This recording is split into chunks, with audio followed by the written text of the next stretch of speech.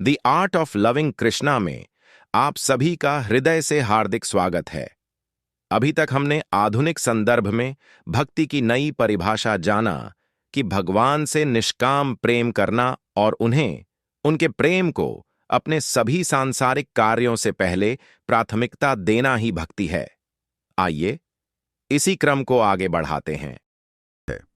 आज की जिंदगी को देखिए, डेडलाइंस, ट्रैफिक, सोशल मीडिया, मतलब 100 चीजें हैं जो हमारा ध्यान खींच रही हैं।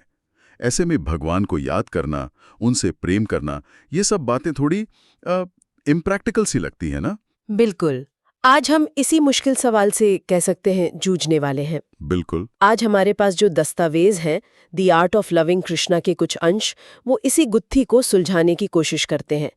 हमारा मकसद कोई भारी भरकम प्रवचन देना नहीं है, बल्कि यह समझना है कि आज की दौड़ भाग में भी भगवान से जुड़ने का, उनसे प्रेम करने का कोई प्रैक्टिकल तरीका है क्या। और इन सोर्सेस का जो मूल मंत्र है, उसने मुझे सच में सोचने पर मजबूर कर दिया। वो कहते हैं कि भगवान से प्रेम करने की कला का पहला कदम उन्हें जानना है। सुनने में तो आसान लगता है, पर इसमें गहराई बहुत है।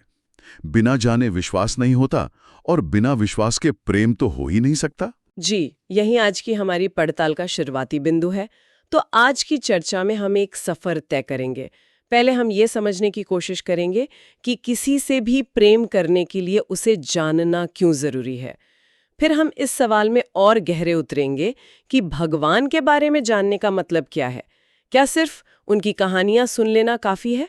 और आखिर में हम उस सबसे बड़े सवाल का सामना करेंगे, भगवान हैं कौन, उनका असली स्वरूप क्या है। चलिए तो इस सफर की शुरुआत करते हैं।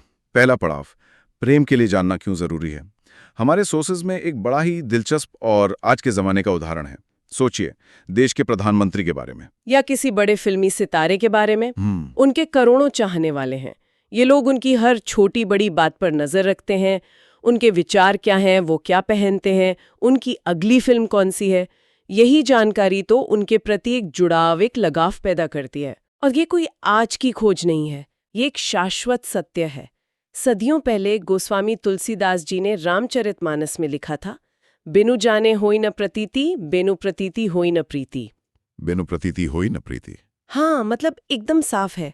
जब तक आप किसी को जानेंगे नहीं, उस पर विश्वास नहीं कर पाएंगे। और जहां विश्वास नहीं, वहां प्रेम का अंकुर भी नहीं फूट सकता। जो बात दुनिया के रिश्तों पर लागू होती है, वही भगवान के साथ हमारे रिश्ते पर भी लागू होती है। उनसे प्रेम का रास्ता भी उन्हें जानने से ही शुरू होता है। ठीक है, ये बात तो समझ में आती है। जानने से जुड़ाव बढ़ता है।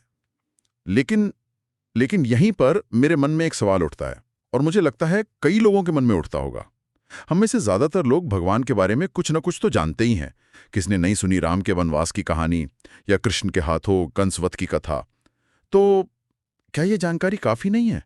क्या इसे जानना नहीं कहेंगे? ये बहुत ही जरूरी सवाल है, क्योंकि यहीं पर ज्यादातर लोग अटक जाते हैं।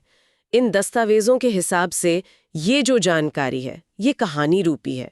ये हमारे मन में श्रद्धा जगा सकती है, आदर पैदा कर सकती है, लेकिन जिसे हम निष्काम प्रेम कहते हैं, मतलब बिना किसी स्वार्थ के प्रेम। बिल्कुल, उस निष्काम प्रेम के लिए ये नाकाफी है। एक मिनट, यहां मुझे कुछ खटक रहा है।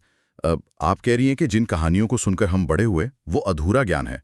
तो फिर पूरा ज्ञान कैसा दिखता है? वो कौन से सवाल हैं जो हम पूछ ही नहीं रहे हैं? बिल्कुल सही पकड़ा आपने। हमारे स्रोत कहते हैं कि सच्चा प्रेम कहानियों से आगे जाकर कुछ बहुत ही मौलिक सवालों के जवाब खोजने से शुरू होता है। जैसे कि भगवान असल में है कौन, हमारा उनसे रिश्ता क्या है, मतलब हम भगवान के लिए क्या मायने रखते हैं, वो हमसे चाहते क्या हैं, और इस जिंदगी का, हमारे होने का असली मकसद क्या है, और सबसे बढ़कर उनका वास्तविक स्वरूप कैसा है, उनके गुण, उनकी शक्ति, उनकी क्षमता कैसी है। अरे, तो मतलब मैं अब तक जिसे ज्ञान समझ रहा था, वो तो सिर्फ ट्रेलर था। पूरी फिल्म तो कुछ और ही है। ये तो पूरा नजरिया ही बदल देता है। इसका मतलब ये हुआ कि हम सिर्फ उनकी लाइफ इवेंट्स को जानते हैं, उनके बीइंग को, उनके अस्तित्व को नहीं समझते। एकदम। और जब तक हम इन गहरी बातों को नहीं समझते, हमारा और भगवान का रिश्ता ज्यादातर एक डील जैसा रहता है। हम पूजा करते हैं, अपनी मुश्किलों की लिस्ट उनके सामने रखते हैं, और काम हो जाने पर शुक्रिया अदा करते हैं। इसमें कुछ गलत तो नहीं है वैसे? नहीं, इसमें कुछ भी गलत नहीं है। ये भी भक्ति का एक रूप है। लेकिन ये निष्काम प्रेम नहीं है।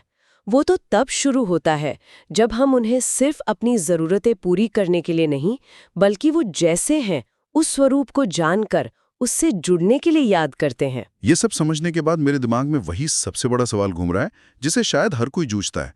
अगर हमें भगवान को जानना ही है तो आखिर वो हैं कौन? हमारे स्रोत इस गुत्थी को कैसे सुलझाते हैं? हाँ, अब हम इस सफर के सबसे दिलचस्प हिस्से में आ गए हैं। इस सवाल पर हमारे स्रोत एक एक करके कई परतें खोलते हैं। पहला दृष्टिकोण जुड़ा है विग्रह यानी मूर्तियों से, और इसे समझाने के लिए एक कमाल का उदाहरण दिया गया है। सोचिए, मैं आपको जलती हुई आग की एक बहुत सुंदर तस्वीर दिखाऊं।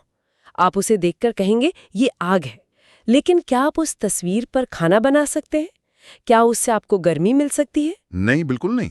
वो तो सिर्फ एक सिंबल है, एक प्रतीक। बिल्कुल। ठीक इसी तरह हमारे मंदिरों में या घरों में जो विग्रह या मूर्तियां हैं, वो उस परम शक्ति के प्रतीक हैं। वो स्वयं भगवान नहीं है। वो हमें उस एक अनदेखे सर्वव्यापी ईश्वर की याद दिलाते हैं। वो हमारे भटकते हुए मन को एकाग्र करने में मदद करते हैं। जैसे एक ही आग अलग अलग लकड़ी में जलकर अलग अलग आकार और रंग की दिखती है, वैसे ही भगवान एक है, पर अपनी लीला से वो हमें अनगिनत नामों और रूपों में नजर आते हैं। वाह, मतलब घर में रखी मूर्ति एक तरह से उस असीम सत्ता का एक पोस्ट कार्ड है। वो खुद वो जगह नहीं है, पर हमें उस जगह की याद दिलाती है और वहां जाने के लिए प्रेरित करती है। ये तो बहुत ही रिलेटेबल तरीका है इसे समझने का। हाँ, अब दूसरे दृष्टिकोण पर आते हैं जो इससे भी ज्यादा विशाल है। ये भगवान के विराट और सर्वव्यापी स्वरूप की बात करता है। इन दस्तावेजों में भगवान शब्द के अक्षरों को ही खोलकर रख दिया है, और जो सामने आता है वो हैरान करने वाला है। भ से भूमि, ग से गगन, व से वायु, अ से अग्नि और न से नीर। पंचतत्व? हाँ, यानी पंचतत्व। ये तो मैंने सुना है, पर इसके मतलब पर कभी इतना ध्यान नहीं दिया। इसका मतलब तो ये हुआ कि भगवान कोई अलग एंटिटी नहीं है, बल्कि ये पूरी कायनात, ये प्रकृति ही भगवान है। हम, आप, हर जीव जंतु, पेड़ पौधे, पहाड़, नदियां, सब कुछ शामिल है। यही उनका शरीर है। वही इस सृष्टि को बनाते हैं, वही इसे पालते हैं, और अंत में वही इसका संहार भी करते हैं। वो इतने विशाल हैं कि हमारी छोटी सी बुद्धि उनके आकार की कल्पना भी नहीं कर सकती, और साथ ही इतने सूक्ष्म हैं कि सृष्टि के कण कण में मौजूद हैं। भक्त प्रहलाद की कहानी इसका सबसे बड़ा सबूत है, जिन्होंने एक खंबे में भी ईश्वर को साबित कर दिया था। तो अगर वो हर जगह हैं, तो फिर उन्हें सिर्फ मंदिर या तीर्थ में खोजना हमारी अपनी सोच का छोटापन है। इससे एक और बात समझ में आती है, जो आज की जिंदगी से जुड़ती है। जब हम अपनी छोटी छोटी परेशानियों, अपनी डेडलाइंस, अपने ट्रैफिक जैम्स में फंसे होते हैं, तो हम भूल जाते हैं कि हम कितनी बड़ी तस्वीर का हिस्सा हैं। ये समझना शायद हमें थोड़ा पर्सपेक्टिव दे सकता है कि हमारी समस्याएं उतनी बड़ी नहीं हैं जितनी लगती हैं। आपने बिल्कुल सही नब्ज पकड़ी है। ये नजरिया हमें हमारी रोजमर्रा की चिंताओं से ऊपर उठाता है, और हमारी इसी छोटी सोच को समझाने के लिए हमारे स्रोत एक और जबरदस्त मिसाल देते हैं। जब हम हवाई जहाज में बैठकर नीचे देखते हैं, तो बड़ी बड़ी गाड़ियां और इंसान सब चींटियों के झुंड जैसे लगते हैं। अब एक पल के लिए सोचिए, क्या जमीन पर चलती एक चींटी कभी अंदाजा लगा सकती है कि इंसान का आकार कैसा है, उसके बनाए शहर कितने विशाल हैं, या ये पूरी दुनिया कितनी बड़ी है? कभी नहीं। ये उसकी कल्पना से भी परे है। स्रोत इसी बात को आध्यात्मिक स्तर पर लाते हैं।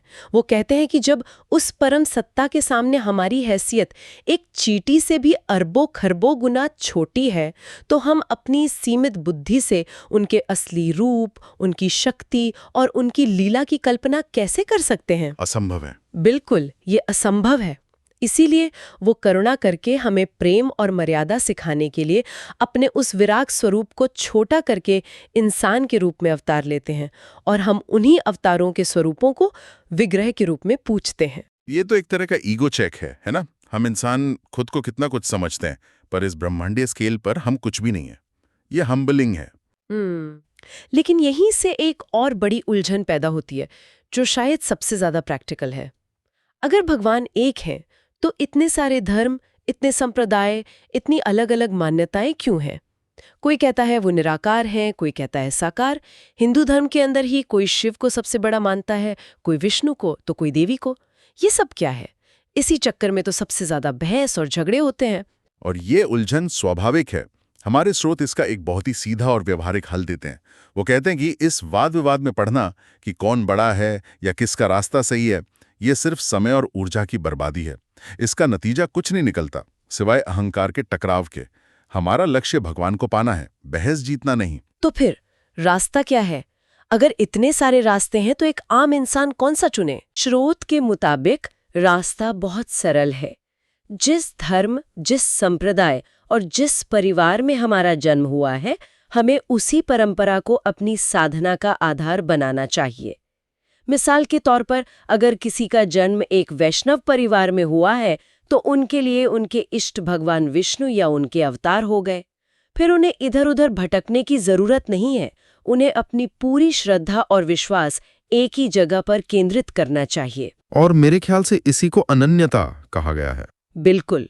अन्यन्यता का मतलब है अन्य नहीं, यानी मेरे आराध्य केवल एक है और मैं उन्हीं के प्रति समर्पित हूँ। लेकिन यहाँ एक बहुत जरूरी बात समझने की है। रुकिए, यहीं पर मुझे एक आपत्ति है। क्या ये सोच थोड़ी संकीर्ण नहीं हो जाती कि बस मेरे भगवान ही सब कुछ है और बाकी कोई नहीं?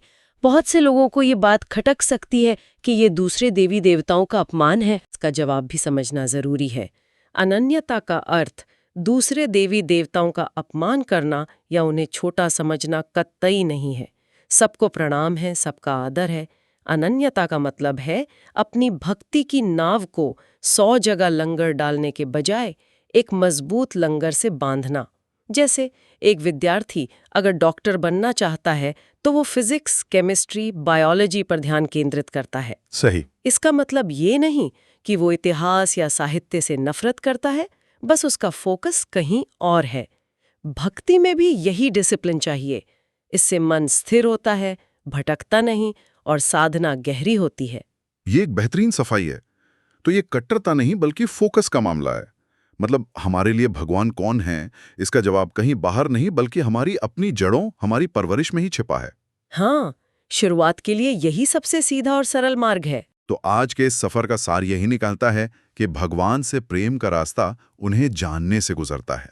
और ये जानना सिर्फ कहानियों तक सीमित नहीं, बल्कि ये स्वीकार करना है कि वो इतने विराट हैं कि हमारी कल्पना से परे हैं।